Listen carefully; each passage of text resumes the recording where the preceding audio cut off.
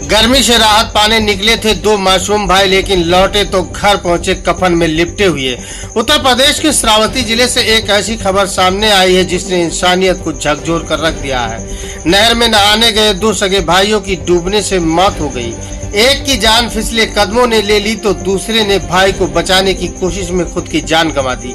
ये खबर सिर्फ एक हादसे की नहीं बल्कि एक बर्बाद हुए घर और एक उजड़ते परिवार की है। नमस्कार आदाब दोस्तों, मैं हूं आरिफ खान और आप देख रहे हैं श्रावस्ती टुडे न्यूज। तो बता दें कि श्रावस्ती जनपद के हरदत्त नगर गिरन थाना क्षेत्र के देवरा गांव में रहने वाले सरवर अली और उनके छोटे भाई बसारत के साथ ये हादसा शनिवार दोपहर उस वक्त हुआ जब वो भीषण गर्मी से राहत पाने के लिए गांव के पास बह रही नहर में नहाने पहुंचे थे। बताया जा रहा है कि नहाते समय बड़े भाई सरवर का पैर फिसल गया और वो गहरे पानी में चला गया। भाई को डूबता देखकर बसारत उसे बचाने के लिए पानी में कूदा, लेकिन वो भी बहाव में बह गया और नहर की गहराइयों में डूब गया। इस दर्दनाक हादसे की जानकारी तब मिली जब नहर के पास चरवाहों ने किनारे पड़े कपड़े, चप्पल और साबुन देखे। उन्होंने तुरंत गांव जाकर परिवार और ग्रामीणों को इसकी जानकारी दी। घटना की जानकारी मिलते ही पुलिस मौके पर पहुंची और गोताखोरों की मदद से तलाश शुरू कराई गई। करीब 3 घंटे की मशक्कत के बाद बसारत का शव नहर से निकाला गया और अस्पताल ले जाया गया, जहां डॉक्टरों ने उसे मृत घोषित कर दिया। देर शाम तक सरवर का शव भी बरामद कर लिया गया। दोनों भाइयों की मौत से गांव में मातम पसर गया है। रोते बिलखते परिजन बेसुध हो गए हैं। परिवार के मुताबिक दोनों भाई मुंबई में काम करते थे और कुछ दिन पहले ही घर लौटे थे। उनकी शादी भी कुछ वर्ष पहले ही हुई थी। पिता शेर अली सिलाई का काम करते हैं और अब उन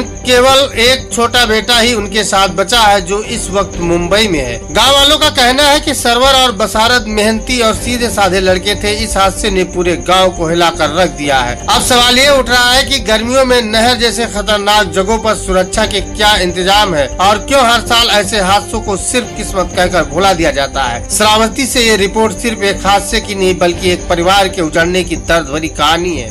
हुआ कि हम शादी का कपड़ा लेकर के रखे थे।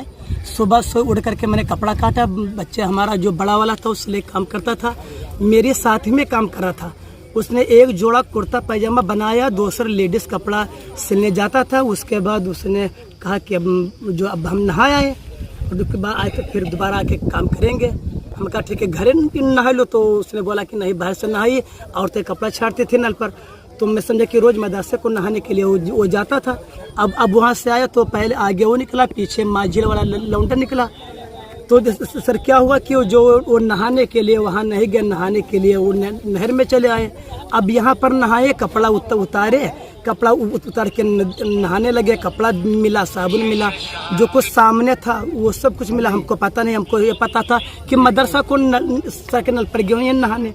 अब यहाँ से एक लड़का भागते हुए गया, हमको आवाज़ दिया कि चाचा चलो जो है वहाँ तो तुम्हें 2 लौंडे बूढ़े जाते हैं। हम लोग वहाँ से जब तक दौड़ के आए तब तक यहाँ बच्चे का कोई हाल पता नहीं मिला। खाली कपड़े और चप्पल वगैरह और साबुन मिला, बाकी कुछ नहीं मिलता। तब से यहाँ जो है जनता नहर पर ढेर है। जनता कुछ गोता मार रहे हैं, कुछ जो है ढूंढ रहे तलाश, मगर कोई लाभ नहीं मिल रहा है।